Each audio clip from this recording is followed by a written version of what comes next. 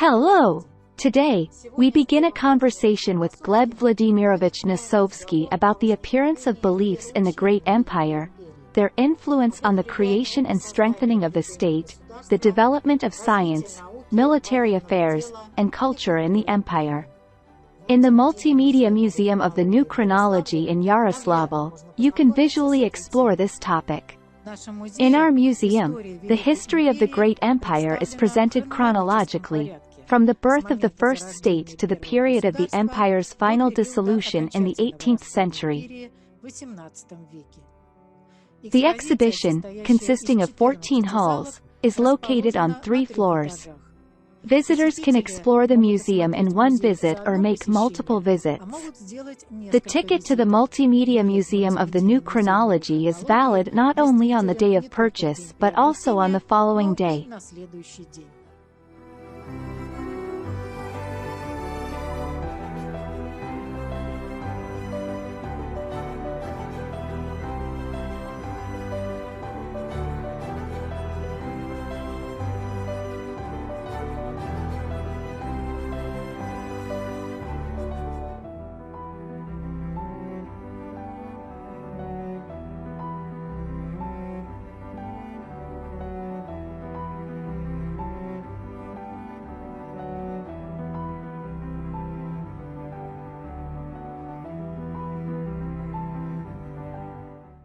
Hello, Gleb Vladimirovich. Hello, Svetlana. Happy to meet again. Gleb Vladimirovich, today I would like to ask you to talk about the development of beliefs in the Great Empire. Please tell us about the churches, hierarchies, and developments in theology in the empire. First and foremost, I want to say and emphasize that the new chronology has no theological component. We do not intrude into the realm of dogma at all. We do not touch the foundations of any beliefs. We have great respect for the feelings of believers. I myself am a believer and attend church. Faith and science are such distinct domains that people have long understood they cannot and should not encroach upon each other's territory.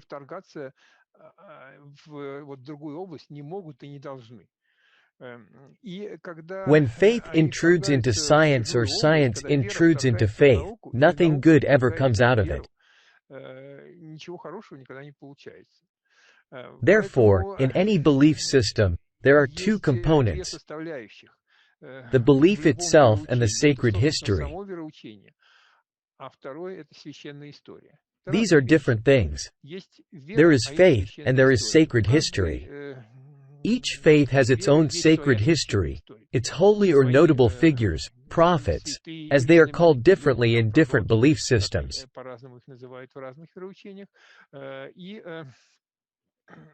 Obviously, people are very interested in knowing about them, but this is not the foundation or any significant aspect of faith itself. So, everything I will talk about now, I will be discussing the sacred history of the empire. What kind of people were involved in this? Who the prophets were? What God was? Because in different doctrines they look at these concepts differently. Let's begin. According to the new chronology, ancient prehistory is shrouded in mist. Here, it is depicted as a dotted line with question marks. Ancient history is also covered in mist, but something has still remained from it. Certain astronomical observations. Something we still know, though in fragments, but we see them. That's Egypt. The beginning is lost in the mist, and the end of the Egyptian imperial era is somewhere in the 10th–12th centuries. We're not exactly sure, but we do see quite clearly that by the 12th century, the capital of the empire had already shifted. From point 1, it's the Egyptian center, to point 2, it's the Bosporus. This is the Bosporus Empire or ancient Rome. By the 12th century, the capital was already there. Then events related to Christ occur, and the empire dissolves. Then it gathers again, but the capital is now in Russia, represented by point 3. And from Russia, in the 14th century, there was a terrestrial expansion of the empire. Vast territories are conquered and colonized. Mainly it was a colonization, but partly conquest of the inner land spaces of Europe, Asia, and later, America. This is our reconstruction. As I've already mentioned, we start seeing our history from the time when the capital was already at the Bosporus.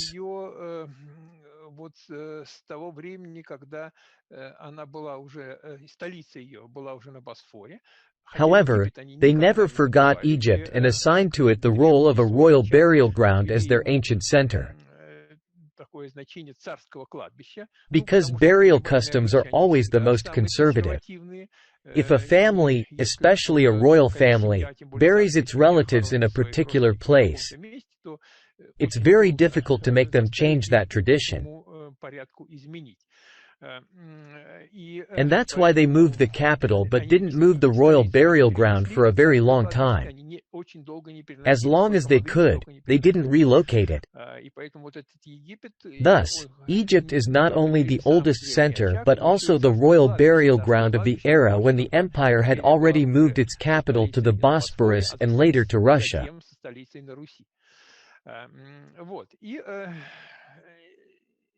Certainly, many wonder, what did the sacred history look like? This is the history of the empire's expansion, the movement of its capital, but what actually constituted the sacred history? Where did the different beliefs come from, the religious disputes, various viewpoints, and so on? Where did modern schools originate from?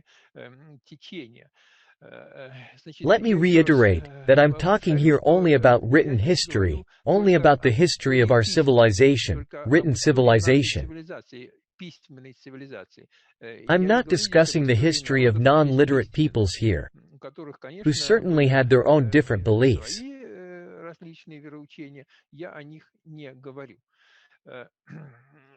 I'm speaking about that empire which originated in Egypt, then expanded and ultimately constructed the modern civilization. It later included many other peoples who did not have writing and later joined this imperial and civilizational activity, as the empire did not always exist as a unified whole. It would disintegrate, then come together again, then disintegrate once more, and then reassemble. And the question arises, how is the sacred empire organized? This is a very interesting question. I want to present a diagram. This is a general scheme that we will return to from time to time, which shows how the sacred history of the empire was organized.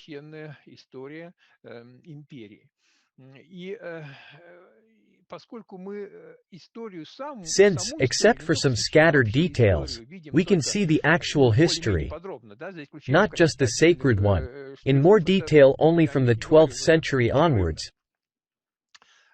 Accordingly, we see the sacred history only from that time.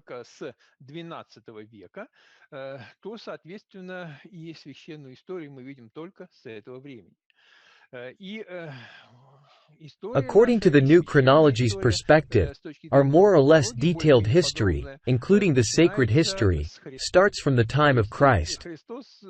That is, the era of Christ is, according to the new chronology, the earliest era described in more detail in our history. What happened before Christ, we know little about, and certainly we don't know specific details about the sacred history. Of course, there was some history, something happened, but it hasn't reached us, or at least not in the sources we can read today. I have already discussed this in other presentations. It's possible, and we very much hope so, that there's a layer of sources that conveys some more ancient events, but they are written in languages that are either not read today or not well read. This is something that needs to be addressed. Historians are not dealing with this. Therefore, we don't know the details of what happened before Christ. Sacred history begins with Christ, and Christ lays the foundations of the modern world, modern civilization.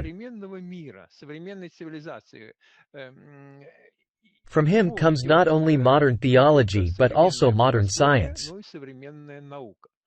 According to the new chronology, Christ is also known to us as Euclid. Under his guidance, the book was written, which is the foundation of science in general.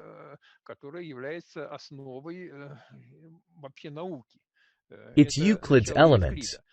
This is pure science. Modern mathematics traces its roots back to Euclid's Elements, where an example of an axiomatic theory is provided. In other words, mathematics is an axiomatic theory. It's built on the basis of axioms, deductions, theorems, and lemmas. The school geometry, as we call it today, or Euclidean geometry, serves as the model, originating from Christ.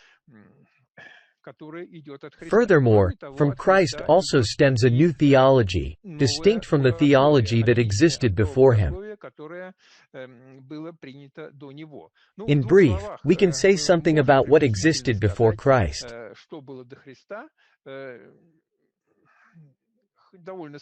It's quite vague, but nevertheless, we can provide some ideas.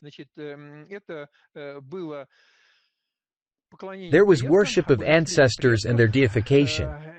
There was a notion of gods as gods of not all humanity, but of specific lineages. One lineage had certain gods. Another lineage had different ones. One nation had certain gods. Another nation had different gods. People at that time believed that when they fought among themselves, the battle occurred not only on the battlefield where humans fought, but also somewhere above them, in the afterlife realm, where their gods fought. On one side, the gods of one nation, on the other side, the gods of another nation. Whichever gods were stronger, they granted victory to their followers. It was considered inappropriate to pray to foreign gods. If someone from another land arrived, they weren't allowed to pray to our gods. It was like, these are our gods, and those are your gods. This is roughly how it was organized before Christ. The idea of a single God, who is one for all people, is a concept first articulated by Christ. And it was very new for people.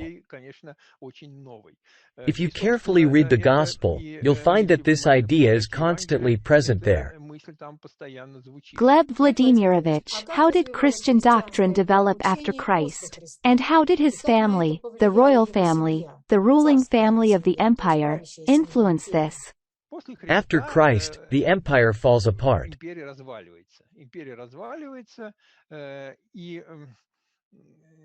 The Crusades occur, the capital is captured. The people who crucified Christ were members of his family. Everything was managed by members of the same family. We don't know in detail what happened in ancient times, but it must be understood that from the ancient Egyptian misty past, a certain family emerges, also known as the Holy Family, that established the state.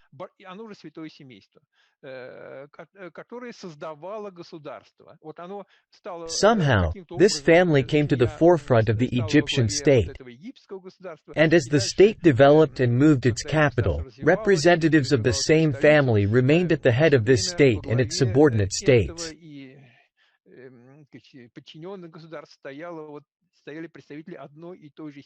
And they were considered gods by other people. They regarded as gods not only their deceased ancestors but also themselves. This was a divine family and there was divine royal power. This was one of the foundational concepts of governance that this family introduced into society and on which they built civilization.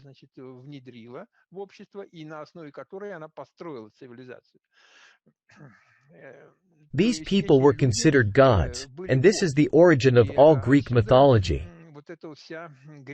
If you recall, these gods live on Mount Olympus, but they sometimes descend from there. They marry ordinary women, have children with ordinary women, they participate in the lives of humans, but overall, they are gods. This was the case during Christ's time, but Christ provided his disciples with a different understanding. He conveyed an understanding closer to what we understand today.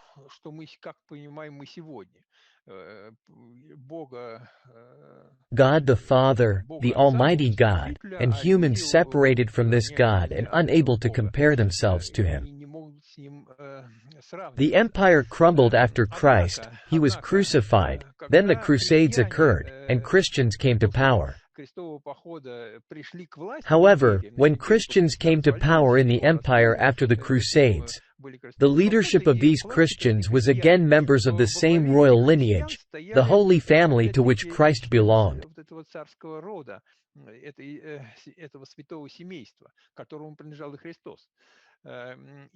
Although they were Christians and regarded Christ as God, and celebrated all Christian holidays such as Annunciation, Christmas, Presentation, Transfiguration, Ascension, Resurrection, they had all these Christian holidays.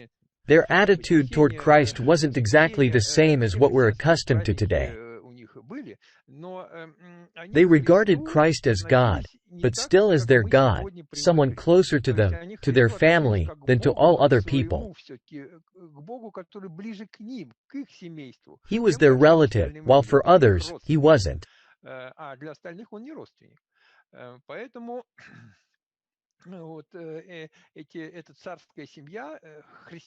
After Christ's crucifixion, the royal family split into two camps: supporters of Christ and opponents of Christ, and the Christian part of the royal family came to power. When the supporters triumphed and destroyed the opponents, the surviving members of the royal family were all Christians, but they weren't the kind of Christians we are familiar with today.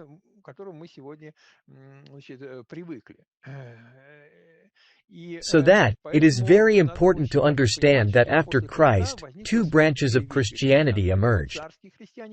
These are the royal Christians, his relatives, and the apostolic Christians, that is, the Christianity preached by Christ's disciples. These two branches coexisted for a long time, pursuing the same goals. At first, they had a common enemy, Satan and his servants, those who crucified Christ.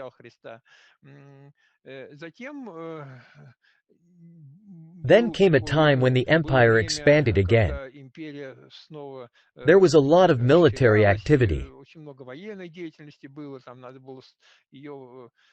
This began when the capital was already in Russia, and there were many conquests, a vast amount of work to organize the empire, and so on. There wasn't much time for theological disputes. And during this period, from around 1200 to 1350, perhaps a bit later, these two branches of Christianity existed.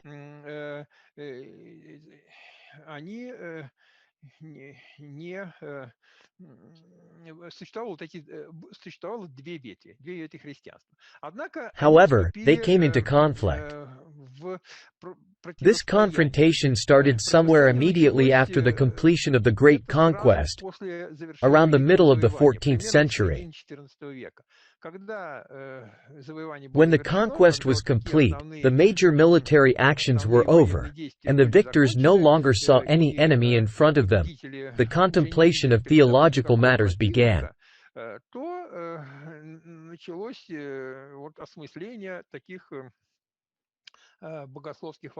Science and theology were still within the framework of the Christian Church. For the royal Christians, their church was essentially a family church. They built their own family sanctuaries, such as Palmyra, Apamea, and Syracuse.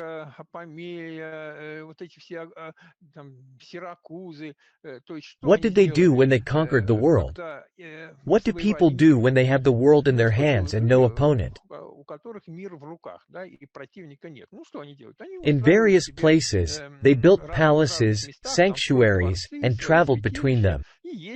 They would stay in one place for a while, then move to another place, and so on. They were met everywhere, they had servants everywhere, and they had entertainment everywhere. In essence, they did what everyone does in such a situation. They covered the known world at that time with a large number of their family sanctuaries, where they constantly maintained life with the help of a large number of attendants.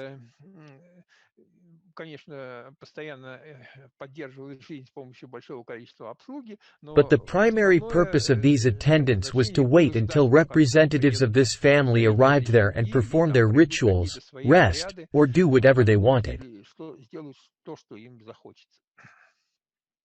All these ancient structures mostly survived in the south because there was stone construction in the south, and things endure longer there. That's first. Secondly, their ancestral land was in the south, Egypt, then the Bosporus, and they always loved the south, even though they no longer ruled there and the capital was already in Russia. But that doesn't mean they stayed in Russia exclusively. No, they traveled throughout the world that belonged to them. Gleb Vladimirovich, how did apostolic Christianity differ from royal Christianity? And why did a confrontation arise between them? Apostolic Christians established the institution of the church that we know today. Of course, it was slightly different back then, but it was they who created it. Congregations, priests, bishops, rules, and monasteries, which didn't appear right away but after some time. Saints, martyrs, written history. They didn't forget their own. Someone did something remarkable for the church, and their deeds were recorded. They were elevated to the status of saints. Church history was chronicled. This is what they were engaged in, as well as in academia. Much of the academic activity was also concentrated primarily in the Apostolic Church. Obviously, not exclusively in the Apostolic Church. There were other scholars who also contributed to the development of knowledge, but at their own expense. If we remember how ancient science was organized, there were academies, Plato, Aristotle. They would gather on their own expenses and discuss various topics.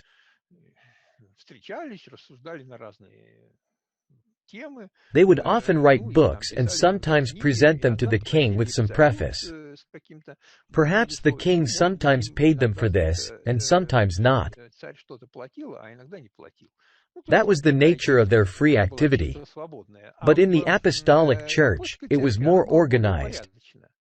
It was not just free philosophy. There were closed scientific schools that also engaged in chemistry.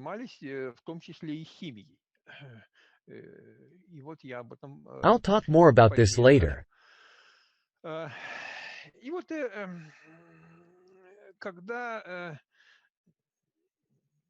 Emperors, the royal Christians, regarded apostolic Christians as their fellow believers. Because they were also Christians, they prayed to Christ, and they considered Christ as God. Even though their temples were structured somewhat differently, they were not family sanctuaries. They were other kinds of temples. But the royal Christians were fine with that. Nonetheless, when the conquest was over, they noticed that apostolic Christians did not recognize these kings as gods.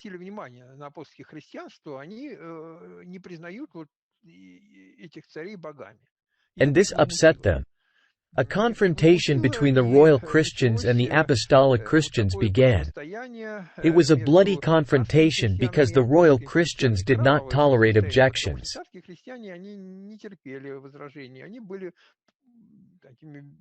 They were absolute rulers of the world. Everything was under their control.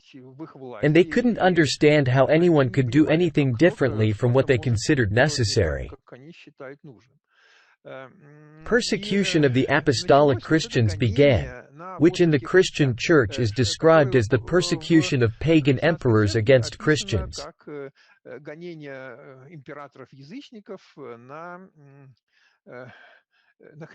In the heat of this struggle, apostolic Christians didn't mince their words.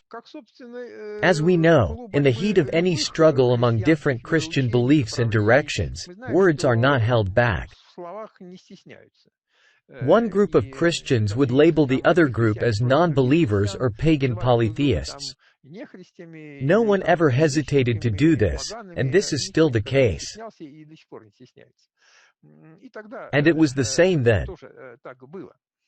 And when the apostolic Christians came to power, they retroactively declared all of this royal Christianity as not being true Christianity, but rather paganism, Hellenism. This was in the heat of the battle, but their descendants took this at face value. Let's touch upon royal Christianity. How it is presented. This is the Annunciation. Archangel Gabriel brings the good news to the Virgin Mary that she will give birth to Christ. This is the apostolic Christian version, the Annunciation. Here is the same apostolic Christian Annunciation. Here too, there's an archangel with wings and the Virgin Mary. By the way, another figure is there. As you can see from the depiction, it's Joseph. And here's the same in the beliefs of royal Christianity. Exactly the same. In the center stands the Virgin Isis. She has cow horns above her head. The cow is a symbol of the Virgin in royal Christianity. Later, this symbol went to India. Hence, in India, cows are sacred animals, and it's forbidden to kill them. And on the right, an archangel brings the good news. But note that in apostolic Christianity, the archangel brings the good news only to Mary. Only Mary is told that she will give birth to Christ, to this divine child, God. Here, the archangel brings this news depicted as a sphere, and he brings it to two individuals. Of course, Mary is at the forefront. She's the main figure here. But behind her stands Joseph, who is present in the Egyptian symbolism of royal Christianity. Egypt was a very important sanctuary for royal Christianity because it was their royal family burial ground. They constantly went there to bury their deceased ancestors and remember them, which is why so much was built there. Don't think that this was built in ancient times when the empire was still in Egypt. It was built when the empire's capital was already on the Bosporus, and later in Russia. In Egypt, they built their burial sanctuaries. They designated Egypt and its entire population for the role of serving their royal cemetery. Therefore, most of the Egyptian inscriptions are related to burials.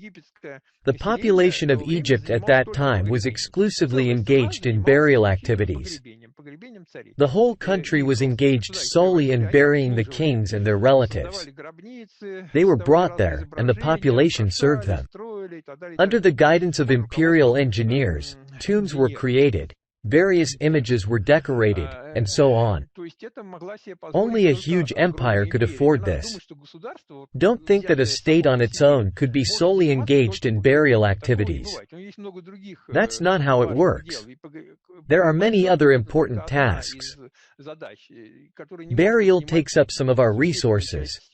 Of course, we spend some energy on burial, but it's a small part of all our other activities.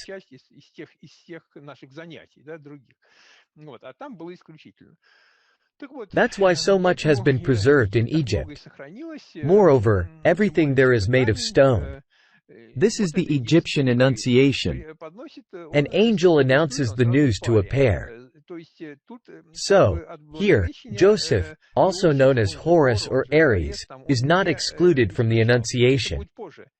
This will come later. Apostolic Christians will exclude him and turn into an old man, who means little. For royal Christians, Joseph, also known as Horus or Saint George the Victorious, meant a lot. This is how the Annunciation looked in the beliefs of royal Christianity. Here's the adoration of the Magi. This is the familiar apostolic image. 3 kings, 3 magi, bring gifts to the Virgin with the child.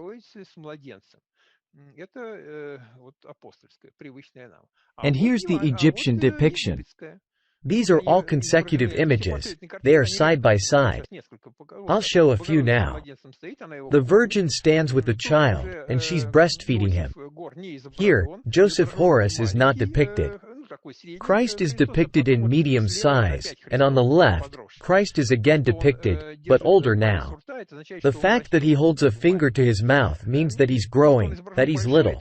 The fact that he is depicted larger speaks of the importance of the character.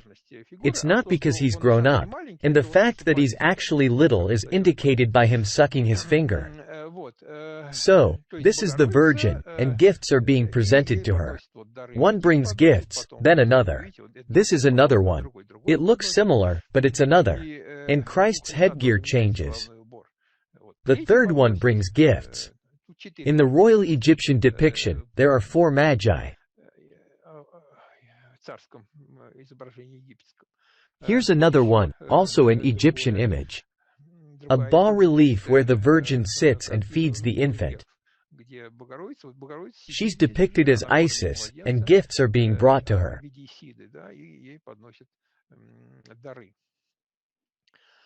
Here's the presentation of Jesus. I'll show you a few examples.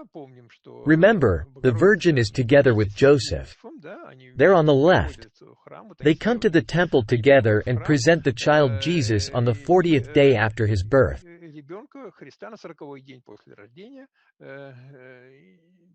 Simeon the God receiver takes the child from their hands and utters the well-known words. Anna the prophetess is next to him, but Simeon is the main figure.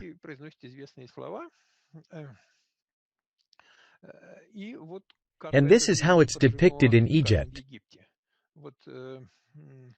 You can see the Virgin, and behind her stands Joseph Horus with a falcon's head. They're moving from right to left. The Virgin is in front, and the infant is in her arms.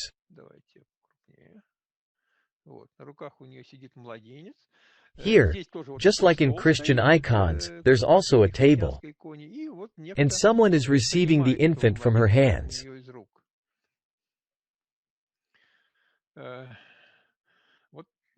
This is the presentation from the perspective of the royal Christians, how they depicted it in Egypt. Here's another interesting Egyptian painting, from the basement of the Dendera temple. Here, the Christian idea that Christ bears the sins of the world is expressed. He seems to take them upon himself. Christ has taken upon himself the sins of the world, as in the prayer, which taketh away the sin of the world. In other words, he's taking upon himself the sins of the world. And by doing this, he protects these kneeling figures, these people who are shielded from these sins. This is the Egyptian cross. It's depicted like this. It was depicted differently as well, but sometimes with just 4 horizontal rays, crossed 4 times.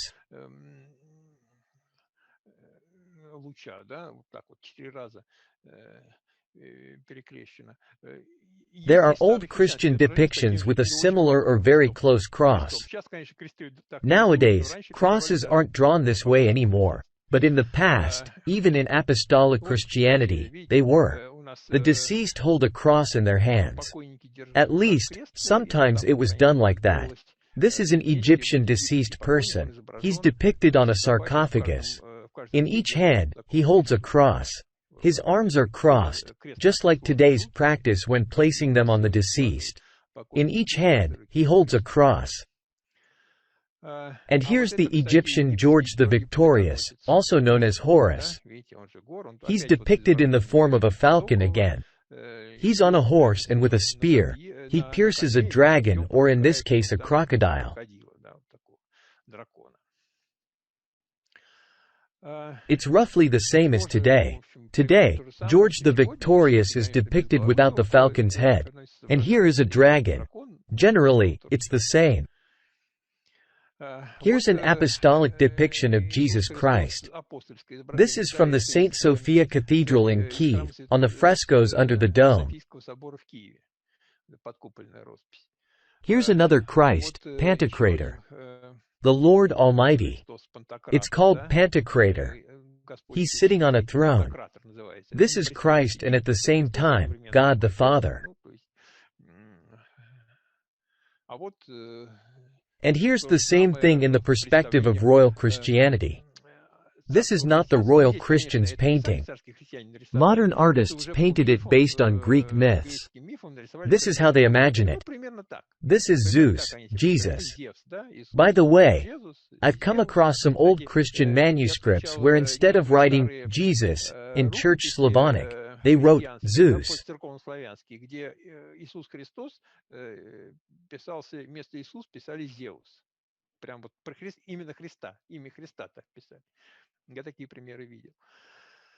That's how they used to write Christ's name. I've seen such examples. I'm not using the later spelling because we're talking about old times. Jesus was sometimes written as Zeus. This is in Church Slavonic. In Latin, it's Jesus. The J corresponds to Z. They didn't lose the J. We've preserved this spelling. Writing Zeus is outdated and hasn't been used for a long time, although there are some manuscripts where it's used. There are such examples. Returning to Zeus. It's not just Zeus, there are also other Olympic gods there. Zeus is the main one. But the main god Zeus is surrounded by a host of other gods. This is precisely how royal Christians imagined it. The main god is Jesus Christ, surrounded by a host of other gods. These other gods were exceptional figures, kings who conquered the world, who built civilizations, who founded the empire. They considered themselves gods and demanded that their images be placed in Christian temples, including apostolic Christian ones, and that people pray to them alongside Christ. They regarded this demand as their inherent right. When apostolic Christians refused to do this, it triggered anger, fury, executions, and persecutions.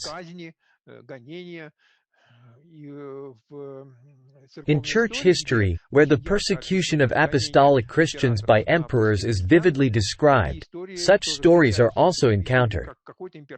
For instance, an emperor might be on a campaign and wish to pray in an apostolic Christian temple before a battle.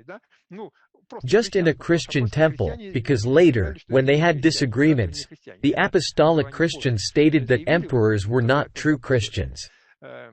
But this emperor wants to pray in a Christian temple. He doesn't just walk in. He actually comes to pray to his relative, Christ. However, the bishop refuses to let him in, saying, "You're a heretic. You're behaving incorrectly. You're calling yourself God. This is wrong. Christ didn't teach this." After this, the enraged emperor executes all these clergy, bishops, etc. There are many examples like this in Christian history. It's also known that these very emperors, pagans, presided over Christian councils. Aurelian presided. Diocletian presided over Christian councils. Nowadays, this is somehow explained in history. But I want to emphasize that these emperors, who are now referred to as non-believers, pagans, were actually Christians, different Christians, but they regarded themselves as Christians, and they worshipped Christ as God. The difference is that they also demanded roughly the same level of worship for themselves, considering themselves gods by virtue of their familial relationship with Christ. Gleb Vladimirovich, what was Slavic paganism then? This is absolutely the same. It wasn't just here, it was everywhere.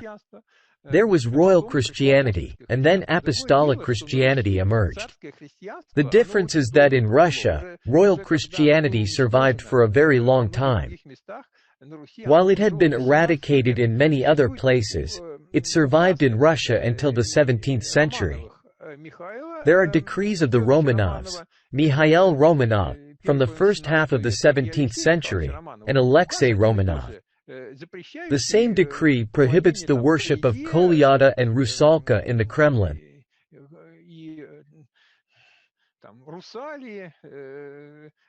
In the Kremlin, even in the 17th century, there was a church where purely pagan rituals were held, where Kolyada was invoked. Kolyada, Rod, Rozhenitsa. These are all ancient names for Christ and the Mother of God in royal Christianity. Perun, Velez. These are all Christian concepts in royal Christianity. The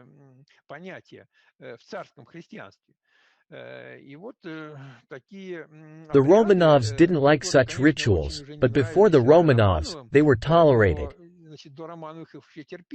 In Russia, even apostolic Christians were more tolerant towards royal Christianity, this so-called paganism, and tolerated it until the 17th century.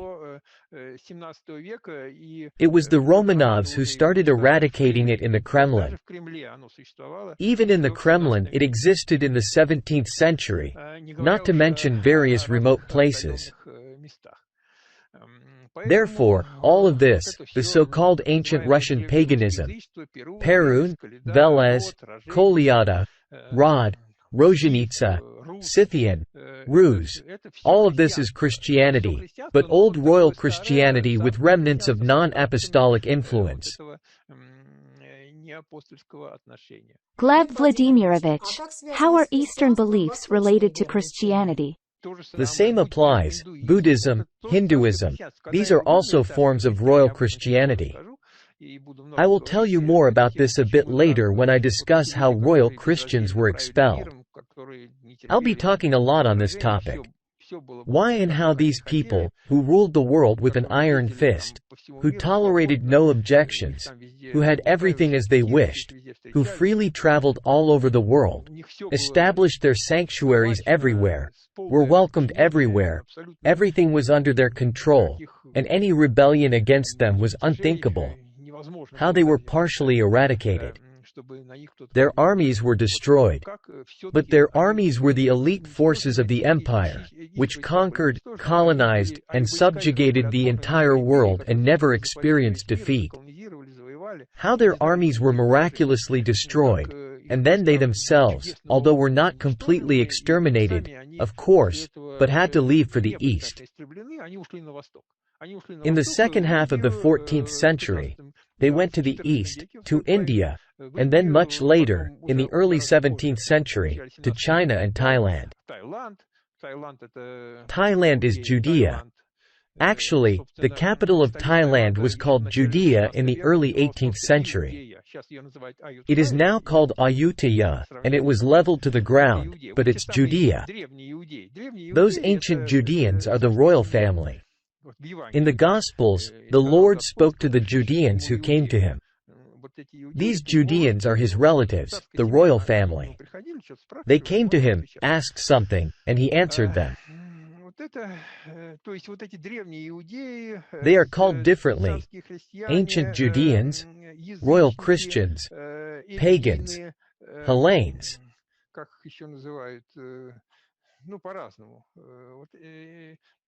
They are all, in fact, royal Christians who, after the Battle of Kulikovo, were forced to leave Russia, where they ruled the world from.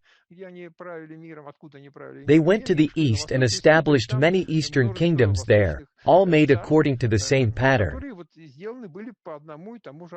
Everywhere, there was a divine ruler at the head.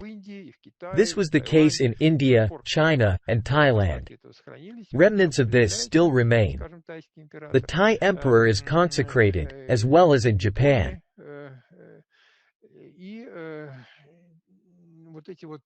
That's why Eastern civilizations appear very ancient to us. We see and feel that there's something very ancient there. In reality, the antiquity of these civilizations isn't in the fact that they are ancient, but that they have preserved our past. And what we see there, to us, is indeed ancient. For us, it's long been abandoned, but they have preserved it.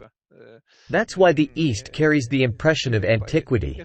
It's our antiquity that was carried there. This is the Hindu Mother of God. I photographed this in a Hindu temple. This is also a Hindu depiction. The Virgin Mary is depicted as a cow. And they turned the cross into a peacock. Christ, crucified by a water reservoir, and behind him, a mountain. Essentially, it's a Christian crucifixion, but they have forgotten about it. The cross stands on a cobra, and the cobra is a symbol of death. It stands on a stone, and under the stone is Adam's head. These are 4 heads, the 4 evangelists.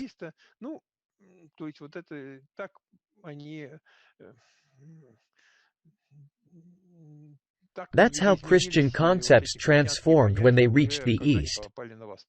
In our next program, we will continue the conversation with Gleb Nosovsky about the sacred history of the great empire. We await you on our channel and at the Multimedia Museum, New Chronology, in Yaroslavl. Goodbye.